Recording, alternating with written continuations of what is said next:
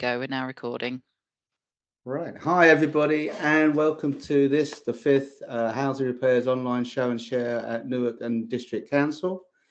Before I share with you what we're going to cover today, just a quick recap of why we do these show and shares.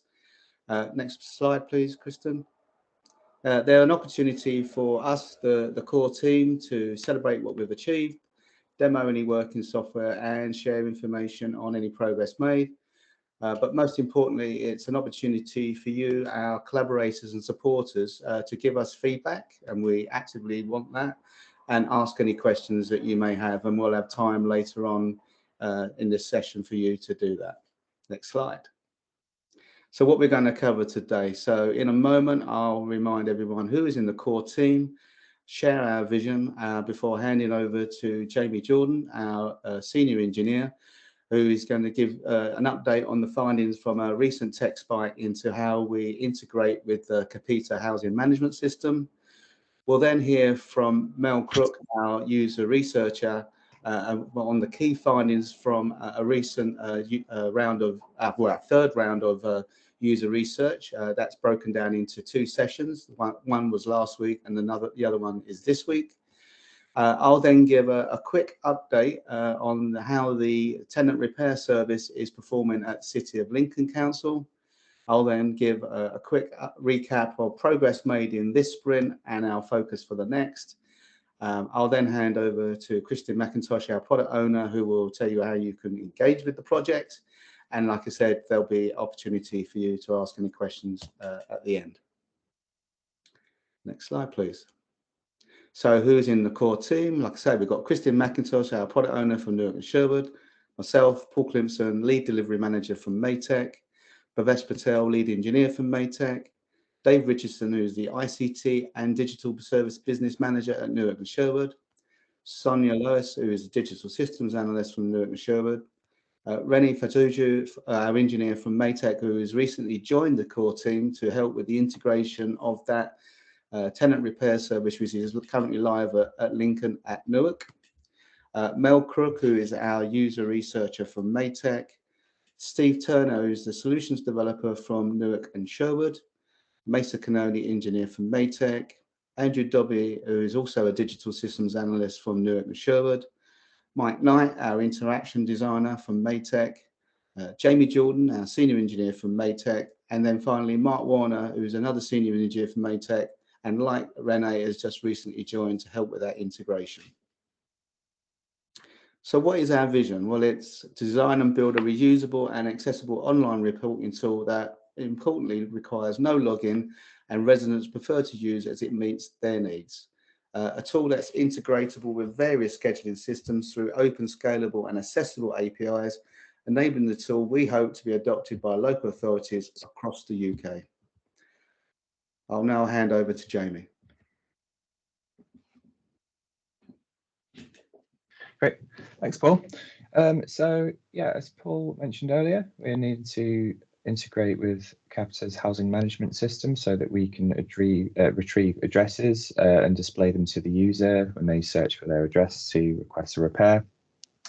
And one of our requirements is that we need to be able to filter that set of address based on what journey they're going to take in the future, whether that's a tenant for their own property or a communal property or leaseholder property. So methods investigated, web services that Capita provide. So we can hit an API endpoint and retrieve that data each time a user makes that request by searching their postcode in a web page. Also just direct database access so that our backend could do that by accessing the database directly rather than via a web service or API. And insight reporting, which is a service that Newark already has set up, which can retrieve data from the exact same database, which can be queried and filtered in any way specified.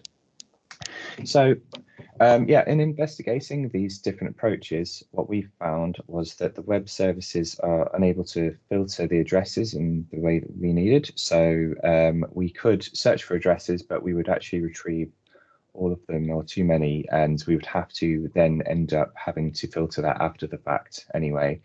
And when it comes to direct database access, there are a lot of reports that Newark already run on this database server. So in order to limit load, having a user access that database every time for all the addresses on the fly wouldn't be necessarily very performant. So what we have opted for instead in the end is to use the Insight reporting service, so that which will output a CSV on a schedule every week, so that all the addresses are retrieved once and we can access that up-to-date list after the fact without impacting any other services, and keep it nice and performant for all of the users. So next slide, please. So just a little visual for how we actually intend to achieve that. So yeah, on the left, we have that reporting service, which is going to, as I said, on a weekly schedule, output the up-to-date CSV list of all the addresses that we need, store them securely in the cloud. And after that, once we have retrieved them from the database into the cloud, we're going to have a scheduled function which will run in the cloud on a schedule also, and import them into our own internal database, which our API will be able to query on the fly every time a user interacts with it. And I think that's about it. Thank you, Jamie. If there's no questions from anyone, then we'll move on to Mel. Thank you very much. Yeah, so this is just from the first part of round 3. Some insights that we found. So next slide, please. Thank you. So on the left, you can see 2 sort of screenshots, which is what the service looked like beforehand. It was 2 separate pages.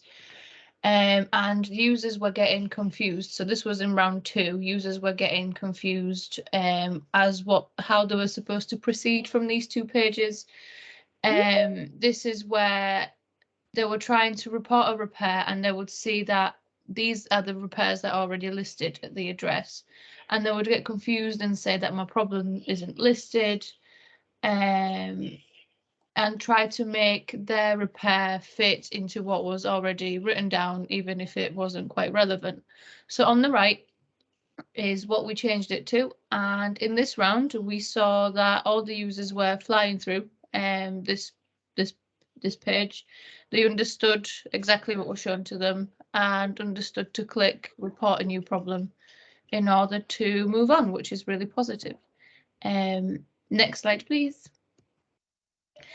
Similarly, on this side, we saw on the left that users were getting confused even after reading the hint text. This is where we wanted users to write down the specific location where their problem was. So like in the property where the repair needed to be, where it was that needed to be fixed. Even after reading the hint text, that they didn't quite understand what we wanted them to do.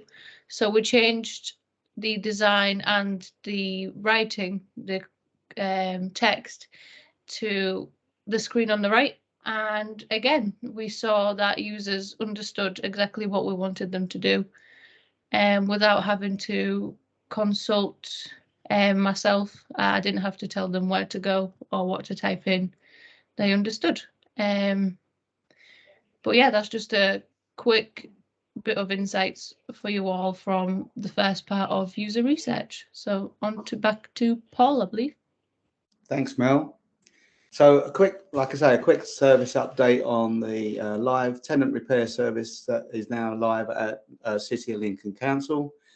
That went live in May, and in the last 3 months, we have seen that the number of repairs booked online has remained constant, around 160 a month, despite there being a 24% drop in total repairs since May. The number of repairs reported online make up 50% of the total repairs. We're hoping that that's going to increase significantly when City of Lincoln start to actively market the service to their residents.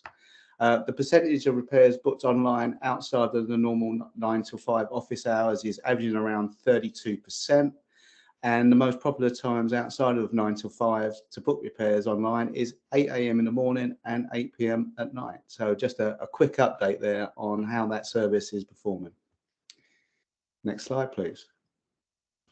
So progress made in the current sprint. As you've just heard, we completed our third round user research planning, the first session being on the 28th of July, and our second session this Friday, that should be the 5th of, sorry, can we go back? Sorry, that should say actually the 5th of August. It was originally the 1st, but it got pushed out.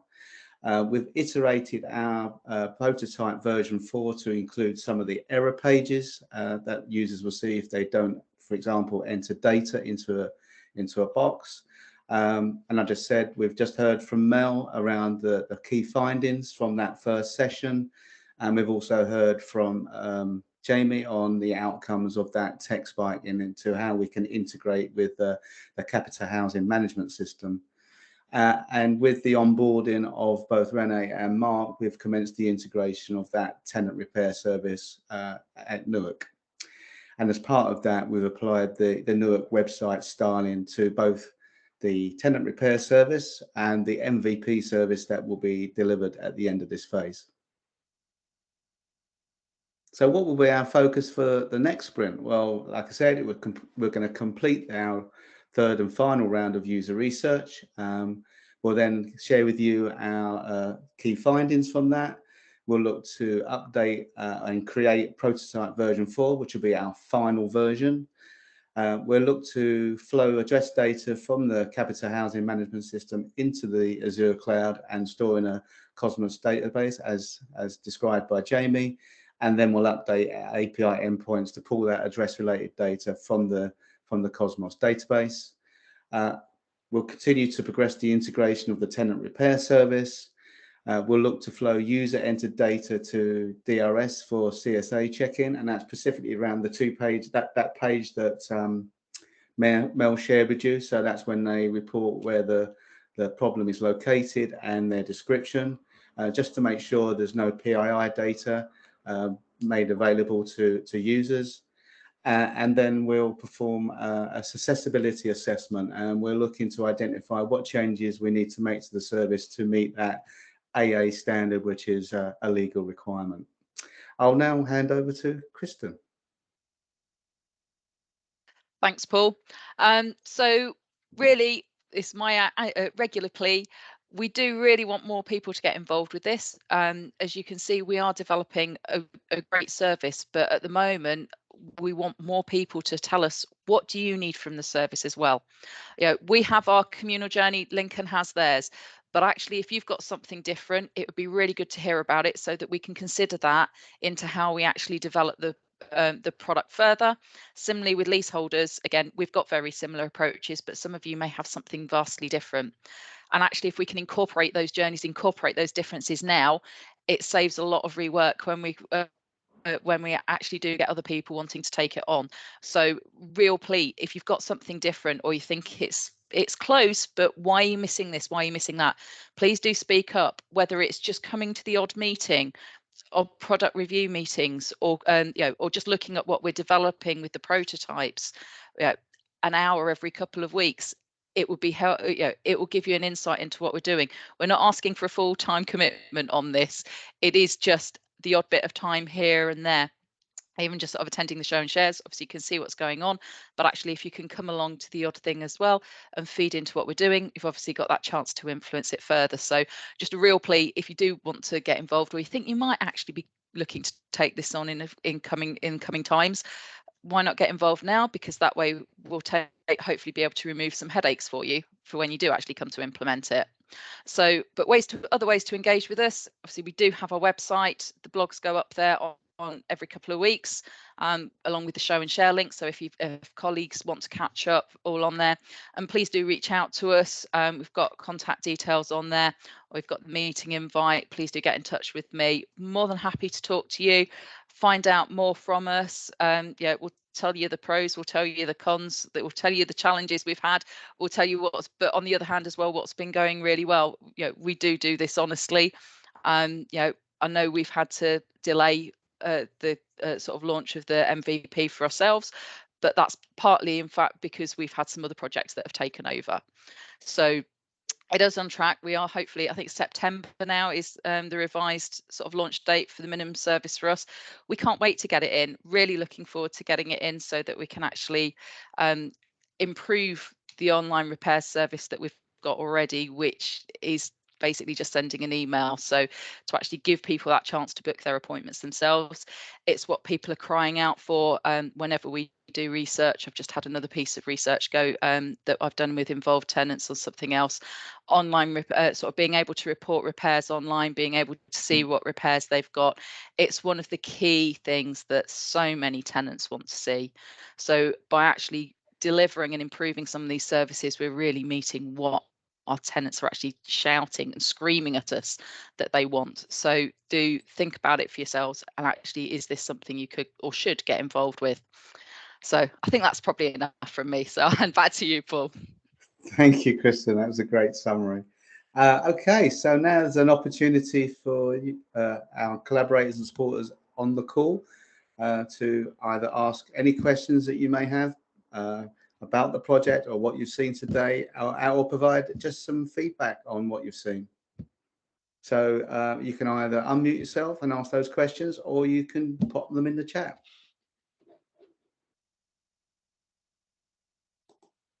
So if there's anything you'd like to ask us, this is your opportunity.